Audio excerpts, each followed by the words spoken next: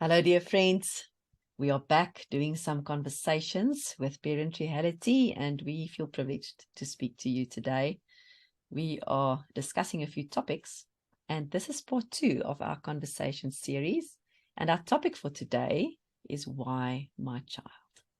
My name is Johanni Meiring. I'm the co-founder of Parent Reality, special needs mom, and a life coach. And Pillay is with me. She is also working with me together at Parent Reality, head of parent support. And she's a special needs mommy and an amazing motivational speaker and blogger. And today, Des, let's do this. Let's speak about why my child. It's a bit of a controversial topic, right? Absolutely. Excuse me, I've got a bit of a cold, so I'm going to try and get through this without interrupting too much. But yes, such a controversial topic. It's so confusing and complicated for parents, especially when they feel they can't ask that out loud, right? Like, why my child? And the noise around us, people don't have the answers, and so often it becomes more complicated by, excuse me, by other people's ideas of why it's happened to us. But I know you and I both know a little something about that. We both have had our faith crisis moments as mothers of children with disabilities. So, won't you tell me about your moment, Johanni, when you had your Why My Child moment? What was that like for you? Yes, so my moment, I would say, was when after we went through all the evaluations, we got the final diagnosis for our children, was when I actually sat down and I asked the Lord, so are you going to heal them? Because I know you can. And I quickly got an answer that it's not necessarily going to happen that way, or the way that I think healing should take place, or the ideal way would be to make life a bit easier for them. And I did accept that in my way that I thought I accepted it, because I carried on. And I think my go-to place was to say, well, okay, Lord, so if you're not going to heal, then I'll see what I can do.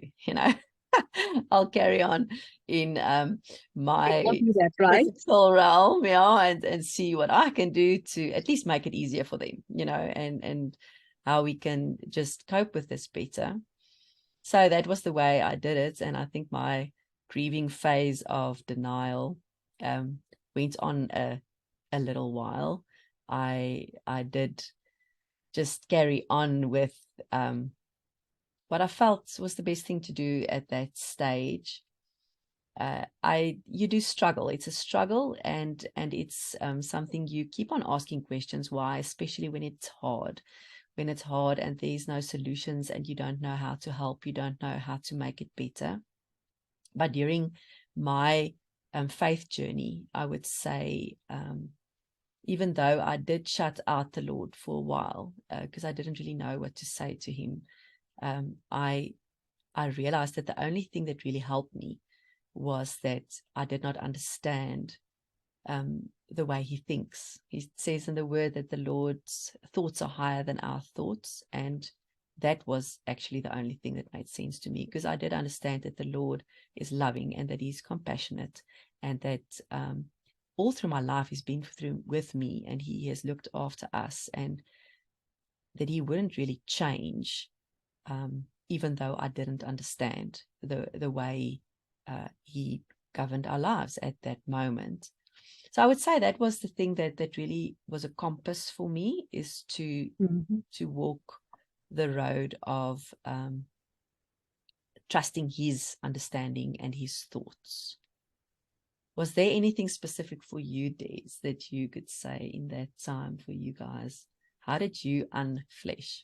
I The like that word. why, my child? Yeah. I think so my daughter's 27 now, and she's had a series of health complications along with being a person who's physically disabled and autistic. And I think through that there's cycles, right? There are times where you have peace about it and you don't need the answer to the why. But when things go massively wrong, um, and you don't know, you feel like you've done everything you can do to give your child a happy, safe life. And then some complication arises. It just takes you right back to the beginning of, why my child? Why do we have to go through this? I have those cycles. And what I've come to understand in those cycles is every time I've been there, my understanding of who I am in God changes, and that God is not doing this to me, and he's not doing it to Savannah, but somewhere in the chaos of this life and this world and all of the spiritual stuff, God is for me and with me. And excuse me, and the same for my daughter Savannah. And I think the why me changed to why not me at a point. The more you step out into life and you see the pain and suffering that many people are carrying, whether or not they show it, I've been privy to lots of challenging situations from different backgrounds. And I think that has broadened my perspective of why not me. I think the other thing that I have found interesting in the why me bit is watching my child's faith unfold. And she has a unique faith of her own. Excuse me. So in those why me moments when I've been struggling, she was the one that reached out and prayed. Or she would call us to prayer, or she would say, Jesus, make me better. Not as if a question, but as a truth. And the other thing I've come to understand is that she shows through how Savannah lives in the world. She has shown me, in a sense, who I can be. So I think, we often talk as Christians in Galatians about the fruit of the Spirit, and we all want the fruit of the Spirit: patience, long suffering, kindness, all of that. But how do you get that? You get that going through these kind of things. And I learned that from in this faith walk. And why my child? My child doesn't ask that question. She just kind of happily goes along and enjoys life. And when she's sad in that moment. And when she's happy in that moment.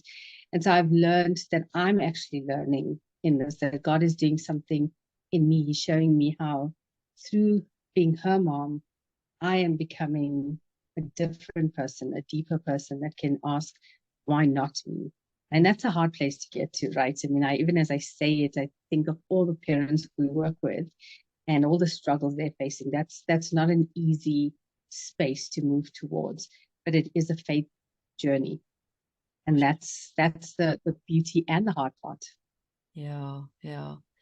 And I remember also just catching on to that, a friend of mine, right in the beginning when Emma was still very small, she came and she said she really she's got a word from the Lord for me, and that is that Emma is a gift to me. And at that stage, I thought, oh wow, because it was before diagnosis, and I thought, no, that's nice, it's a nice word. And then everything happened, and I went back to that, and I said, Lord, how can you? That's weird. What are you talking about? Mm-hmm. And as things unfolded, like you say, I realized that how much of a gift she has been for me, not necessarily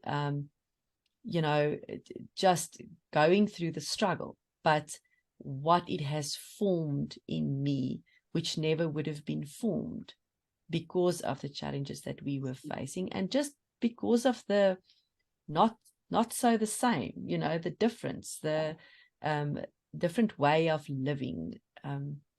And we also just said before we started with this recording that, that thing of everyone has a cross that we have to handle. And what's interesting to me is that most people would look at parents with special needs children or disabled children and feel a bit intimidated and say things like, I would never be able to do that, or that won't.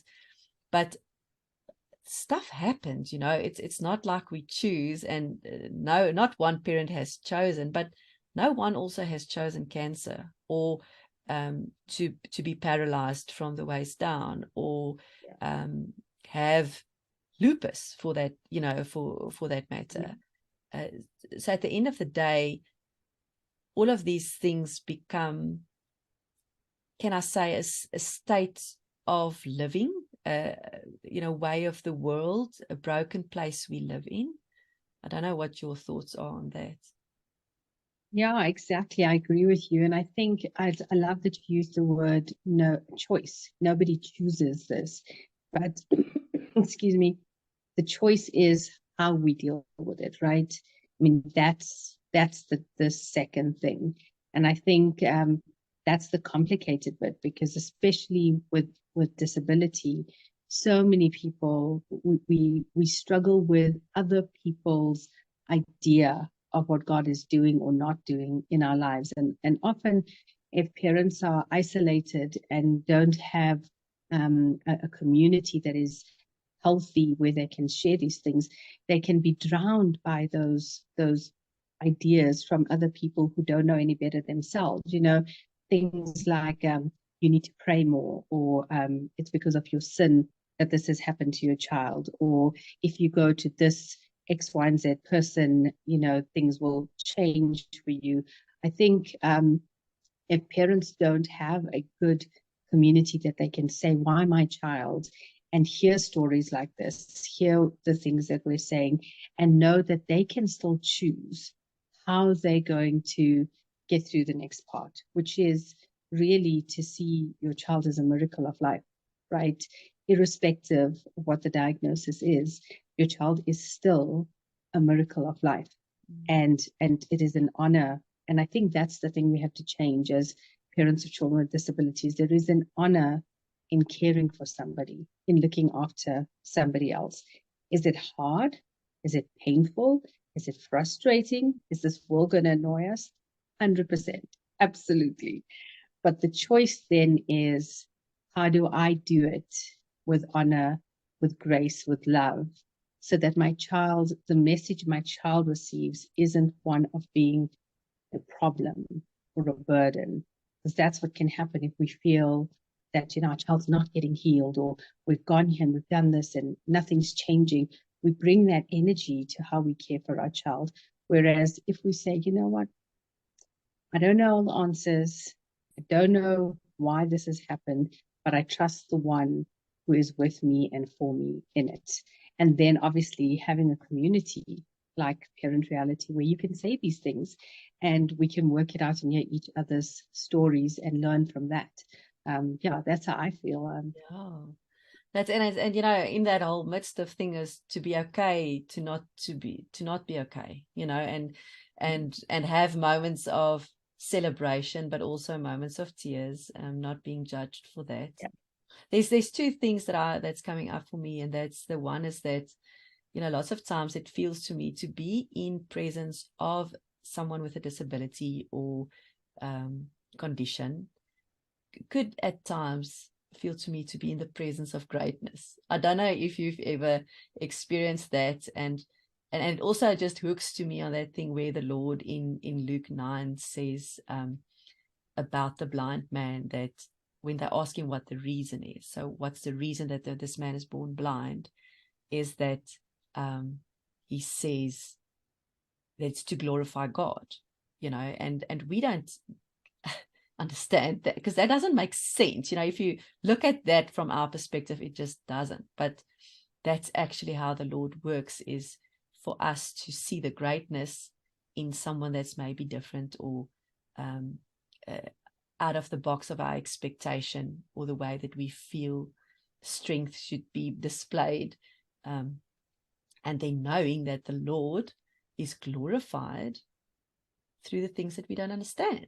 How amazing is that? To me, it's absolutely. We can talk about that for hours, I suppose. But yes, getting there is quite freeing, knowing that He's got good thoughts, in that whole situation. Definitely, that it's in the moments that you meet people who are not actually going to fall in into your space the way you want them to, so that you can be comfortable, so that you can be comfortable in that space. That's where God really stretches us and meets us. I think that is the special moment. And I agree with you. You know, I work in the sector, apart from Parent Reality, I work in diverse areas, but specifically working with people with disabilities. And I have the privilege of working at a baby home with small babies who are diagnosed. And then I work somewhere else where I help with assessing people for communication. So everybody from birth to old age, I get to see them with different disabilities and conditions. And I'm always aware when I meet a person or when I'm working with someone, it is a holy moment.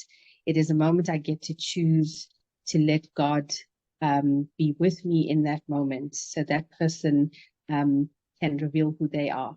And that's what it is. And often we get, with all our abilities, when we're in those spaces, we think we're going to show that person who they are, but actually they end up showing me who I am, and I've been the better for it. But I think in the same instance, I also have to remember those parents with kids who have behavioral issues at 5, at 15, at 25, at 35, at 45, where it's big behavioral challenges, where you know, resources are low, and even understanding of what their children are going through is hard for some families. But even in those spaces, I have seen how faith brings mercy and grace and comfort. And I think it's also an opportunity for the wider community to get involved. And something, sadly, in South Africa that doesn't work well. You know, if you read it, you know, you hear these wonderful stories in the States where this family is struggling with a child, and then their community, their church community, or you know, whatever their community is, they kind of rally together and help that mom with meals or therapy or helping with the child. And we don't have that here. So, you know, I think that's the other holy moment, is when somebody wants to help. They don't know what to do, but their heart is to help that situation. And I think that's where we see God's work, in the hearts of those people who don't have maybe the knowledge of that specific family struggle, but are saying, teach me, show me, and let me help you. And I think that is where, for me, God is working in our hearts. It's not about changing the person with the diagnosis. It's about how we grow and how we become kinder, more loving, more merciful, more gracious, more accepting, more inclusive, hopefully. Yeah. So agree with you. I think when you are with somebody who's different, it is a holy moment, but it's also our choice as to be open to that. For sure. Yeah. I think we're going to start ending off our conversation, Des. Thank you so much. It was a privilege to speak to you, and it's so wonderful to be able to share hearts. And we believe that whoever's watching, that this would bless you and give you a bit of encouragement and safety in where you are with your journey with your child, or maybe if you know people with special needs children or families. So we want to encourage you, go look at our website, parentreality.co.za. You'll find our social media platforms there, and also a video on what we did in 2022. So I want to just encourage you that if you want to become involved in our community, like we said, because this is what Parent Reality do, we want to bring people together to help and to just support each other. Contact us and get involved. Look forward to speak to you again. Thank you, Des. Thank you, Johanni. God bless you, everybody. Bye. Bye.